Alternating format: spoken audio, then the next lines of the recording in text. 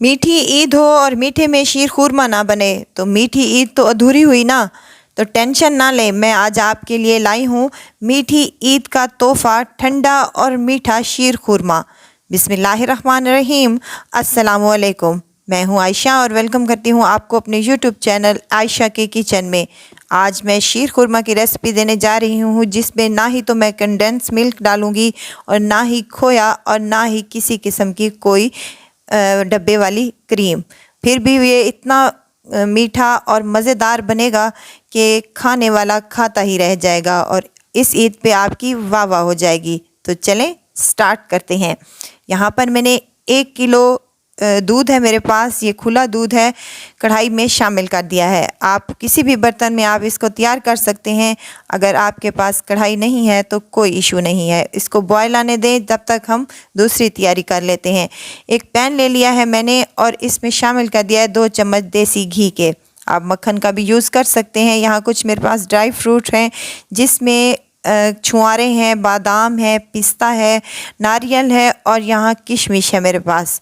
आप अपनी मर्ज़ी के मुताबिक कोई भी ड्राई फ्रूट इनमें से स्किप भी कर सकते हैं। चाहें तो आप सिर्फ़ बादाम और पिस्ता भी इसमें शामिल कर सकती हैं। जो आपकी मर्ज़ी हो उसको शामिल करें और इसको 1 से 2 मिनट तक अच्छे से फ्राई कर लें, ताकि इनमें से एक प्यारी सी महक आना शुरू हो जाए। धीमी आंच पर ये आपने काम करना है। अगर आपने फ्लेम को हाई कर दिया तो ये हमारे तमाम ड्राई फ्रूट्स जल भी सकते हैं।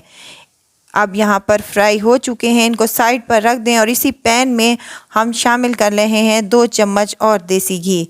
जब घी गर्म हो जाए तो यहाँ पर मेरे पास बारीक सेवइयाँ हैं, 1 कप के करीब तकरीबन, तो ये इसमें शामिल कर दें। इसको भी हल्की आंच पर आप अच्छे से फ्राई कर लें, ताकि इनमें से एक प्यारी सी खुशबू आना शुरू हो जाए सेवइयों में और इनका कलर भी चेंज हो जाए।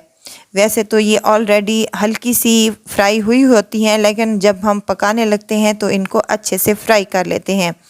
तो यहाँ 3 से 4 मिनट तक इनको फ्राई करने के बाद कुछ इस शेप में आ चुकी हैं और इनमें से बहुत ही प्यारी और बेहतरीन सी खुशबू आना भी शुरू हो चुकी है। इधर हमने फ्लेम को कर देना है ऑफ और अब जहां हमने दूध को बॉयल करने के लिए रखा था, ये सेवइयां उसी दूध में शामिल कर देंगे। मज़ेदार सा शीर खुरमा बनाने के लिए हमारा दूध जो है वो ऑलरेडी बॉयल हो चुका है।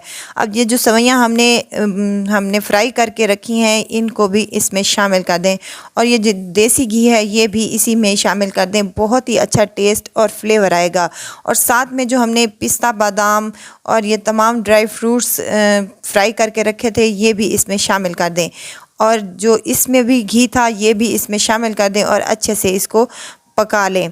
यहाँ पर अगर आपको मेरी वीडियो ज़रा सी भी अच्छी लग रही है तो लाइक करें, सब्सक्राइब करें और साथ में बेल आइकन के बटन को भी ज़रूर प्रेस कर दिया करें, ताकि मेरी हर नई आने वाली वीडियो आप तक पहुँचती रहे।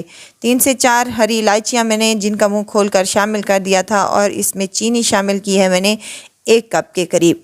शीर खुरमा हमेशा ज़्यादा मीठा ही बनाना चाहिए, ताकि इसका पता चले कि शीर खुरमा हम खा रहे हैं।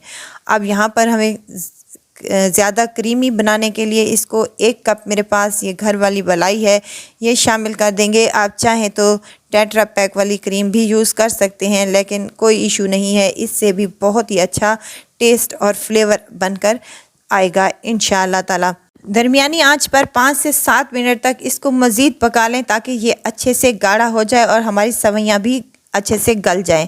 तो इसको हम डिश आउट कर लेंगे और इसको तकरीबन हम फ्रिज में रख देंगे 2 से 3 घंटे के लिए। उसके बाद ये ठंडा हो जाएगा तो ये मज़ीद गाढ़ा होना शुरू हो जाएगा। यहाँ पर गाढ़ा हो चुका है, फ्लेम को मैंने ऑफ़ कर दिया है और यहाँ पर डिश आउट कर लिया है। यहाँ मैंने सर्विंग की है, ऊपर से पिस्ता और बादाम से गार्निश किया है। ये बेहतरीन सा और मज़ेदार सा मीठा हमारा बनकर रेडी हुआ है।